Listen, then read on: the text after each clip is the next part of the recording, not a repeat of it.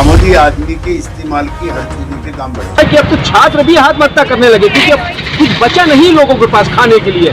तेल जो 70 रुपये मिलता था वो आज 170 रुपये लीटर हो गया है।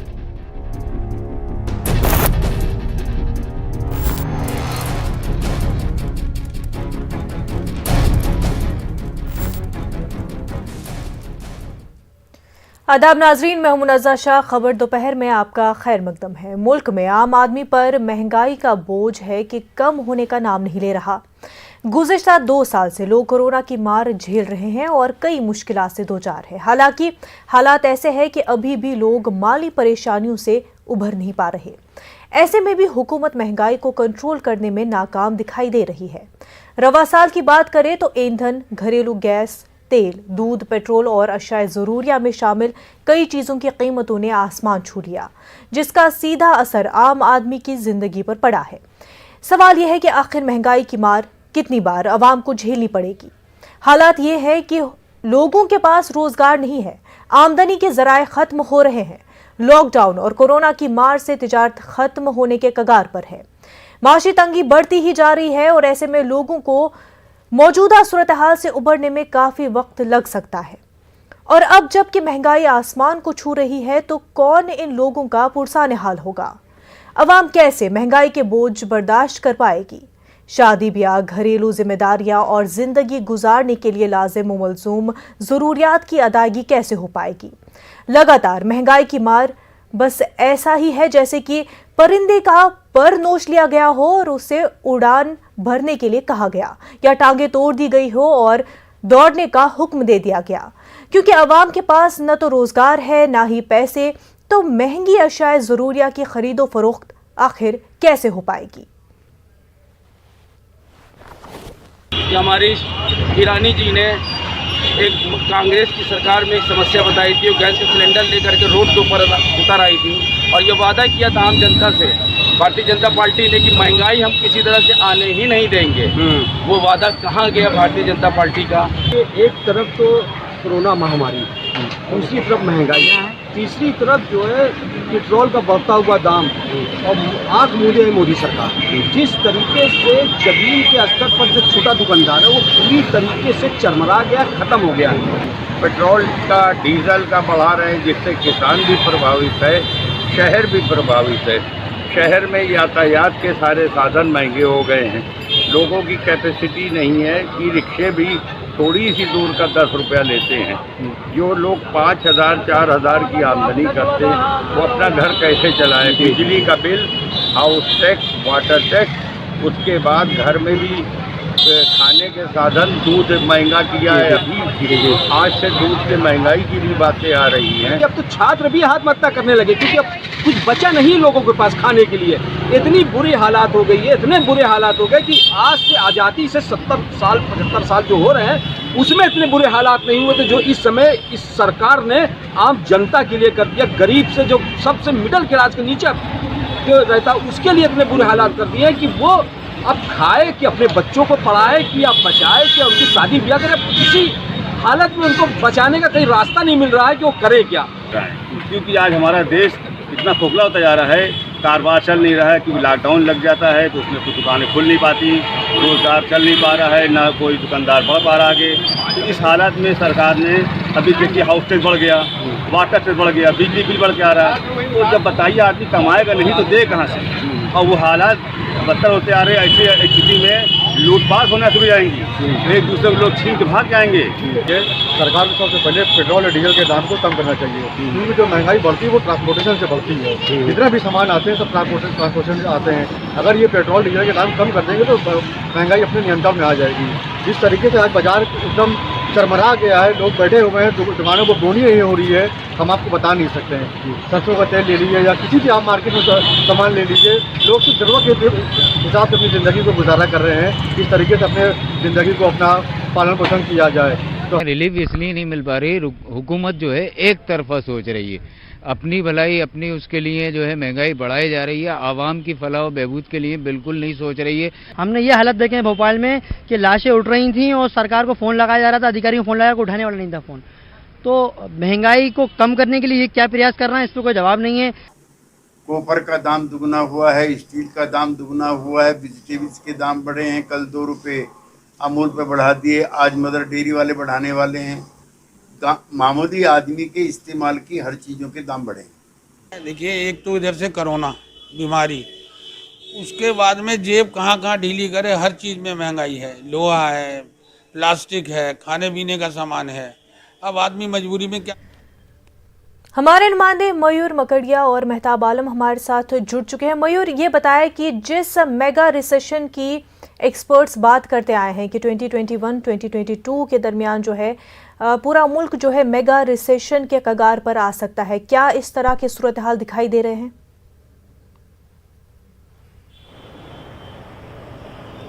जी बिल्कुल, आपको बता दूं कि जिस तरह से महंगाई की मार जनता झेल रही है, उससे अब देखा जा रहा है कि अब जो मेगा रिसेशन है वो आ गया है। आप जिस तरह से देख रहे हैं तो पेट्रोल और डीजल के दाम है वो जिस तरह से बढ़ रहे हैं, और ख़ास करके लोग हैं वो काफ़ी परेशान हो गए क्योंकि पेट्रोल और डीजल के दाम बढ़े हैं। उसके साथ ही कई और चीज़ें जो है उनके दाम बढ़े हैं, दूध के दाम बढ़े हैं, तो सीधे ही असर आदमी की आमदनी पे होती है। और साथ ही अगर बात करें तो अब जो कोरोना का पूरा पीरियड गया तो उसमें कई लोगों की नौकरियां भी चली गई है, आमदनी है वो कम हो गई है। और साथ ही बात करें तो लॉकडाउन हो गया है, तो यानी रुपया है जो पूरी तरीके से पूरे मार्केट में घूम रहा था उतनी मात्रा में अभी घूम नहीं रहा। और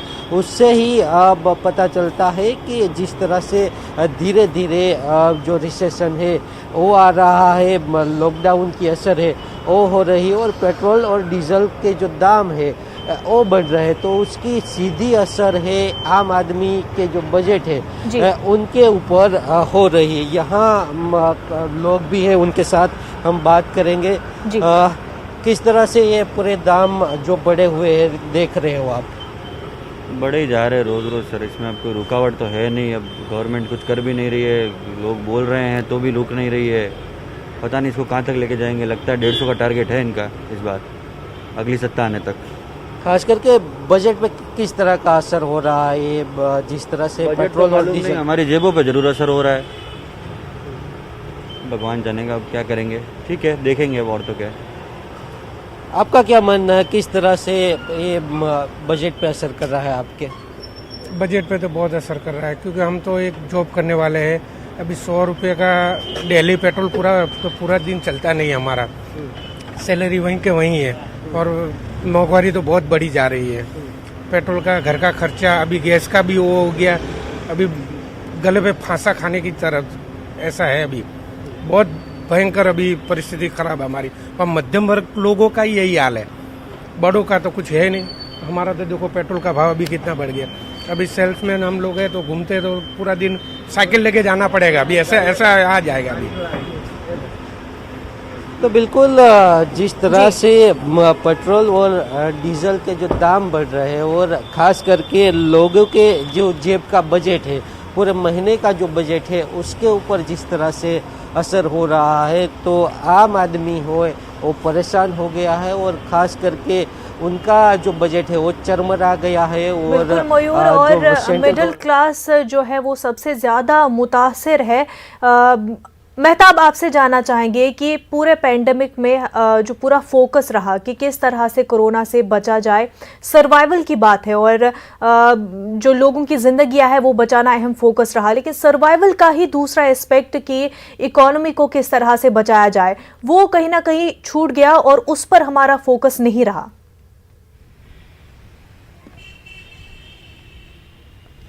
मुनज़्ज़ा, वही बात समझने की ज़रूरत है कि हुकूमत जो है, जब हम वेलफेयर स्टेट की बात करते हैं तो वेलफेयर किसका कर रही है? क्या वेलफेयर कारपोरेट घरानों का हो रहा है या वेलफेयर आम लोगों का हो रहा है? आम इंसान, वो लोग जो मिडिल क्लास से हैं, लोअर मिडिल क्लास हैं, उनकी जिंदगी कैसे गुजरेगी। क्योंकि कोविड फिर का कहर, उसके बाद लॉकडाउन, और फिर लॉकडाउन में जिस तरह से लोगों की जिंदगी मुतासिर हुई है, महंगाई आसमान पर गई है, और ऐसे में पेट्रोल डीजल की कीमत के बाद फिर गैस की कीमतों में इजाफा कर देना जो है। यहाँ पर हमारे साथ कुछ लोग मौजूद हैं, उनसे जानते हैं, जिसमें भारतीय जनता पार्टी के लोग भी हैं, कांग्रेस के भी हैं, सामाजिक तंत्र मुख्य लोग। आप महंगाई कैसे जी देखिए, अच्छे दिनों का झांसा देकर के मोदी सरकार सत्ता में आई, लेकिन आते ही उसने जिस तरह से देश में महंगाई बढ़ाई है, आज जीवन वस्तु की तमाम चीजें महंगी हैं इस सरकार के अंदर। जो तेल, खाने का तेल था, जो रोज घर के अंदर इस्तेमाल होने वाला तेल है, 70 रुपए लीटर बिकता था, आज 140-150 रुपए बिक रहा है। कैसे आदमी खाएगा? जहां पेट्रोल का सवाल है, जो पेट्रोल 70 रुपए लीटर मिलता था, आज सबसे ज्यादा मध्य प्रदेश में, हिंदुस्तान में सबसे ज्यादा महंगा पेट्रोल मध्य प्रदेश में भोपाल में मिल रहा है। 108 रुपए लीटर पेट्रोल भोपाल के अंदर मिल रहा है, लेकिन इस बात की कोई चर्चा नहीं कर रहा। जहां 1 रुपए भी अगर पेट्रोल पे बढ़ता था, तो यही भारतीय जनता पार्टी के नेता शिवराज जी को हमने देखा है, साइकिल से विधानसभा नौटंकी करते हुए जाते थे। दिल्ली के अंदर स्मृति ईरानी, मुरली मनोहर जोशी, तमाम इनके भारतीय जनता पार्टी के नेता, क्या वो प्रधानमंत्री जी खुद क्यों ना हो, मोदी जी समेत, वहां पर गले के अंदर मालाएं डालते थे और इस तरह के विरोध प्रदर्शन करते थे। कि सरकार अगर कदम उठा रही तो इसका फायदा तो हुकूमत आवाम को देगी कहीं ना कहीं स्कीमों से। बिस्मिल्लाहिर्रहमानिर्रहीम। देखिए, हुकूमत फायदा उठा रही है, पर आवाम को कहीं से कहीं तक फायदा नहीं पहुंच रहा है। ऐलान पे ऐलान किए जा रहे हैं, पर आज तक कोई गरीबों के लिए फायदा देखने के लिए सामने नहीं आया। तो हमारा मुतालबा ये है कि आप महंगाई बढ़ा रहे हो, पर गरीबों के लिए उनके रोजगार के रास्ते खोलो, वो चीज खरीद सकें, महंगी खरीद सकें, रास्ते तो बनाना चाहिए ना। यहाँ पर जो है तौफीक साहब मौजूद। तौफीक साहब, जो है सरकार ने जो कदम उठाया है, जो महंगाई बढ़ रही, इसको आप कैसे मानते हैं? जो महंगाई बढ़ रही है, वो पिछले तकरीबन 1 साल से महंगाई बढ़ रही है। जैसा कि आप भी जानते हैं, आज देश कोविड से जूझ रहा है, और कोविड के अंदर हमारी सरकार ने, भारत सरकार ने और प्रदेशों की सरकारों ने जिस तरीके से लोगों की मदद की है, वैक्सीन फ्री, अनाज फ्री, 6 महीने अनाज फ्री दिया, अभी फिर 4 महीने का फिर अनाज फ्री। ये सारा पैसा कहाँ से आएगा? ये टैक्स के ही जरिए पैसा आएगा। अब जब टैक्स बढ़ेगा तो जाहिर है कि कुछ लोगों पर बोझ पड़ेगा, और जो आम गरीब है उसके ऊपर इस टैक्स का बोझ नहीं पड़ता। और नफीस साहब क्या मानते हैं जो इन्होंने कहा? देखिए, ये जो कह रहे हैं कि वैक्सीन फ्री, तो इस प्रकार के इंजेक्शन तो 70 साल से कांग्रेस लगाती हुई आ रही है। क्या वो पोलियो का इंजेक्शन हो, चेचक का इंजेक्शन हो, कांग्रेस ने फ्री में इंजेक्शनों को लगाया। और जहां तक आप कह रहा, कोविड में जनता को कोई राहत नहीं मिली है। लोग, मजदूरों, 1 करोड़ लोग बेरोजगार हो गए हैं। महीनों से, सालों ही हो गई, पिछले लॉकडाउन में और इस लॉकडाउन में लोगों के कारोबार बंद हैं। उसके बाद आप इस तरह की महंगाई बढ़ा करके जनता को मेहताब आलम इनसे जानना चाहेंगे कि ये हाल जो हुआ है, ये पैंडेमिक में पूरी दुनिया का ही ये हाल रहा है। पिछले साल पूरा ग्लोबल लेवल पर ही इकोनॉमी की हालत हमने देखी, तो सरकार पर ही सारे इल्जाम लगाना, क्या वो सही है? देखिए, यहाँ पे बात सरकार किस लिए भी आ रही है मुनज़्ज़ा, कि आपको समझना होगा, जब कोविड का मामला आया था तो पीएम केयर फंड और सीएम केयर फंड बने थे, लेकिन पब्लिक केयर फंड नहीं था। तो पीएम केयर फंड और जब बना था, तो सवाल यह है कि पीएम केयर फंड जो बना था वो पैसा कहाँ गया, ये लोग उस बात को जानना चाहते हैं। बिस्मिल्लाहिर्रहमानिर्रहीम। वही मैं कह रहा हूँ कि देखिए, खुद 56 भोग खाएं और गरीबों के लिए सिर्फ राशन के नाम पर गेहूं बांट दें, तो ये तो नाइंसाफी है। और देखिए, टैक्स जो है सब दे रहे हैं, पैदा होने से लेकर तो मरने तक का टैक्स दिया जा रहा है। यहाँ तक कि एक साबुन की टिकिया भी हम खरीदते हैं तो उस पर भी टैक्स है, हर चीज पे टैक्स है। तो दोबारा टैक्स पे टैक्स लेकर और जो है कौम को गुमराह किया जा रहा है। तो आवाम की फलाह और बहबूद के लिए भी तो काम करे। पब्लिक कहाँ गुमराह हो रही है? कांग्रेस की सरकारें रही पिछले 50-60 साल में, तो 10 रुपए पेट्रोल हमने खरीदा। कांग्रेस की ही सरकार में 70 रुपए लीटर पेट्रोल हुआ। तो महंगाई तो एक स्वाभाविक प्रक्रिया है, क्योंकि अभी महंगाई का असर इसलिए ज्यादा दिख रहा है कि कोविड के कारण सारा पैसा, हजारों करोड़, अरबों करोड़ रुपए जो है कोविड के में लग गया, इलाजों में लगा है। और पूरी दुनिया आज बेरोजगारी से तिराही है। भारत तो फिर भी कम से कम अपने रोजगार को समेट के रखा हुआ है और लोगों की मदद कर रहा है।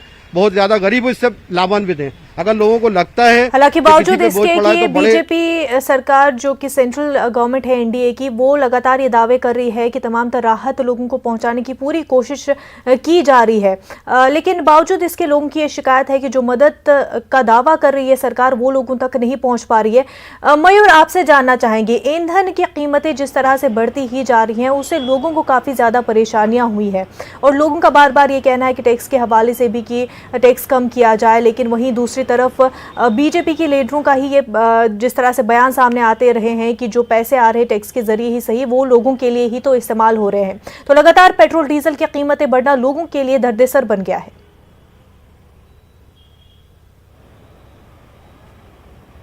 जी बिल्कुल, मैं आपको बता दूं कि जिस तरह से एक कोविड का पेंडेमिक आया और पेंडेमिक में अगर बात की जाए तो 2 साल जो है पूरी इंडस्ट्री है वो बंद रही। फर्स्ट वेव में पूरा देश लॉकडाउन रहा और उसमें कई सारे जो प्रवासी मजदूर थे उनको अपने घर भी जाना पड़ा, और ख़ास करके जो स्टेट में सबसे ज़्यादा इंडस्ट्री थी तो उसकी इंडस्ट्री को भी बंद रहना पड़ा। तो उससे हालात ऐसे हुए कि सेंट्रल गवर्नमेंट को पूरा आर्थिक पैकेज देना पड़ा, लेकिन जो पैकेज दिया गया है उसमें अगर देखा जाए तो उसका फ़ायदा आम आदमी को मिला क्या, उसके ऊपर जो सेंट्रल गवर्नमेंट है या स्टेट गवर्नमेंट है दोनों को सोचना चाहिए कि अगर जो सेंट्रल गवर्नमेंट पैकेज दे रही है तो पैकेज में आम आदमी को क्या मिला और आम आदमी की जो रोजगारी है वो बची है क्या, वो जॉब जनरेशन है वो हो रहा है क्या, वो सब जो बिंदु है उसके ऊपर सेंट्रल गवर्नमेंट और स्टेट गवर्नमेंट दोनों को ध्यान देना पड़ेगा। और ख़ास करके जो छोटी इंडस्ट्री है, स्मॉल इंडस्ट्री है, उसमें अब जो मजदूर काम कर रहे थे अब और वो छोटी इंडस्ट्री 50-60 लोगों को नौकरी दे रही थी, ऐसी इंडस्ट्री है वो आज बैंक करप्ट हो गई है। तो ऐसी इंडस्ट्री को खड़ा करने के लिए किस तरह की योजनाएं है, क्योंकि अभी तक इस तरह की योजना दिखने को नहीं मिल रही। हाँ, सेंट्रल गवर्नमेंट से जो लोन है वो दिया गया है, लेकिन लोन में भी जो जिस तरह के शर्तें रखी गई है तो काफ़ी कड़ी है और उसमें सब लोगों को फ़ायदा नहीं हो रहा। बिल्कुल, तो आखिरकार जो हुकूमत है उसकी फिजिकल पॉलिसी क्या है, प्लान ऑफ एक्शन क्या है, किस तरह से आगे इकोनॉमी को बेटर किया जाएगा, वो वाज़े नहीं हो पा रहा है। और कई एक्सपर्ट्स का ये भी मानना है कि ये पॉलिसी में कई सारी खामियां हैं और जिस तरह से ग्रोथ होनी चाहिए वो नहीं हो पा रही है। मयूर, आपका बेहद शुक्रिया हमारे साथ बने रहने के लिए। ब्रेक के बाद आपका खैर मकदम है। मुल्क में स्टैगफ्लेशन का दौर चल रहा है। स्टैगफ्लेशन यानी कि ग्रोथ हमारी स्टैगनेंट है, ग्रोथ हमारी बढ़ नहीं रही है और इन्फ्लेशन पूरे मुल्क में बढ़ती ही जा रही है, यानी कि ज़रूरी अशिया की जो चीज़ें हैं उनकी कीमतें बढ़ती ही जा रही है। हमारे नुमाइंदे महताब आलम हमारे साथ लगातार जुड़े हुए हैं, उनके साथ बीजेपी के कारकुन और कांग्रेस कारकुन और आम आदमी भी हमारे साथ जुड़े हुए हैं। महताब, आपके साथ जो बीजेपी के कारकुन जुड़े हुए हैं उनसे ये जानना चाहेंगे कि लगातार एक्सपर्ट्स का ये कहना है कि जो ये स्टैगफ्लेशन का दौर हमारे मुल्क में चल रहा है, इससे निपटने का एक रास्ता ये भी है कि जो हुकूमत है वो लिक्विडिटी बढ़ाए, यानी कि पैसे का फ्लो जो है पूरे मुल्क में वो ज़्यादा हो, वो बढ़े, गवर्नमेंट खर्चा पैसे का ज़्यादा करे ताकि जो कॉरपोरेट्स है वो उनमें काम जारी रहे, लोगों के जेब में पैसा जाए और जो ग्रोथ नहीं हो पा रही है वो थोड़ी बहुत चल पड़े।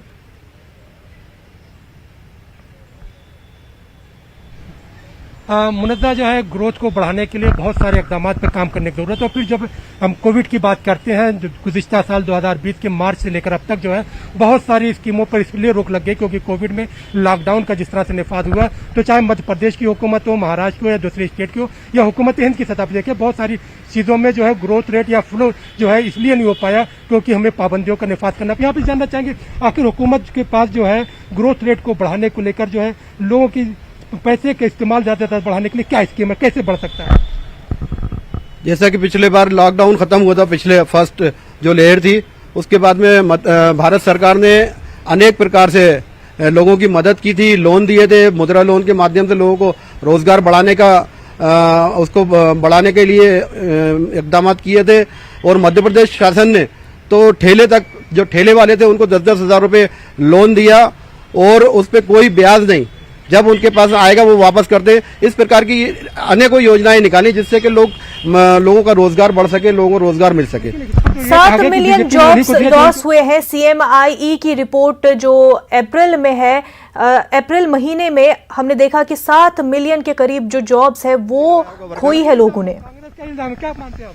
देखिए, पहली बात तो ये है कि किसी को कर्जा दे करके क्या मदद की जाती है। सरकारों का दायित्व होता है, जब देश में आपदा आती है तो आपदा का मतलब होता है कि उन सब तमाम लोगों को राहत मिले। भोपाल भी गैस त्रासदी से गुजरा है। जब भोपाल में गैस त्रासदी आई, लोगों को राहत के रूप में पैसे नहीं, लेकिन जब रेवेन्यू नहीं होता गवर्नमेंट के पास तो बोरो किया जाता है मनी। जिस तरह से सेंट्रल गवर्नमेंट ने RBI से पैसा बोरो किया है और फिस्कल जो डेफिसिट होता है उसमें इस तरह से पैसे बोरो करने पड़ते हैं ताकि इकोनॉमी को आगे बढ़ाया जा सके।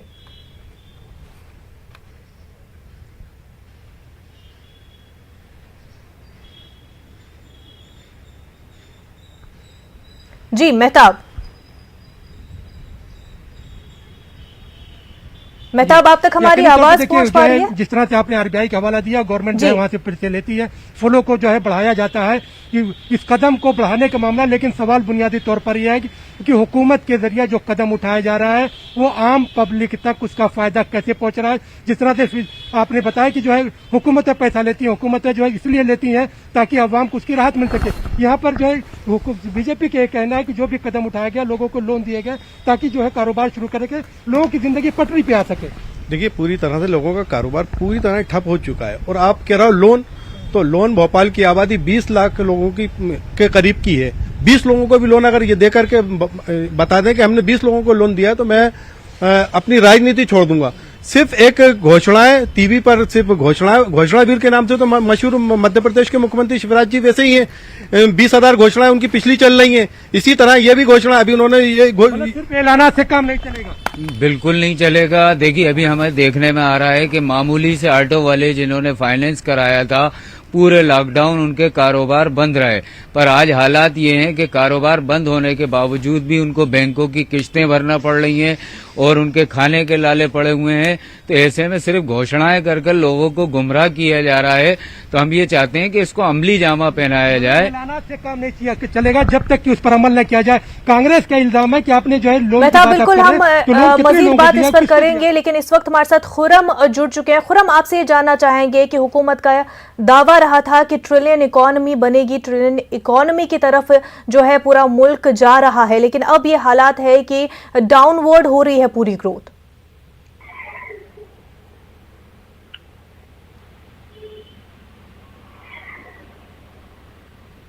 जी खुरम, देखिए, जिस तरह से अभी दिल्ली को देखें तो यहाँ पर महंगाई की मार बहुत शदीद हो गई है।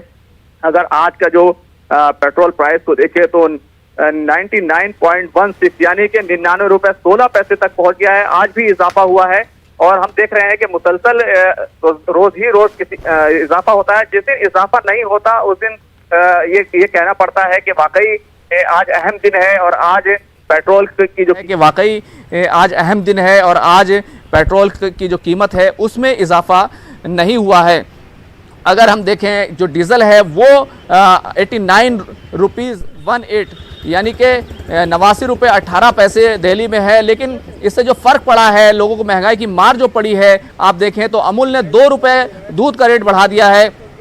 और इसी के साथ साथ अगर LPG सिलेंडर को देखें तो दिल्ली में तकरीबन 25 रुपये ये रेट बढ़ चुका है। तो लोगों को काफ़ी महंगाई की मार झेलनी पड़ रही है।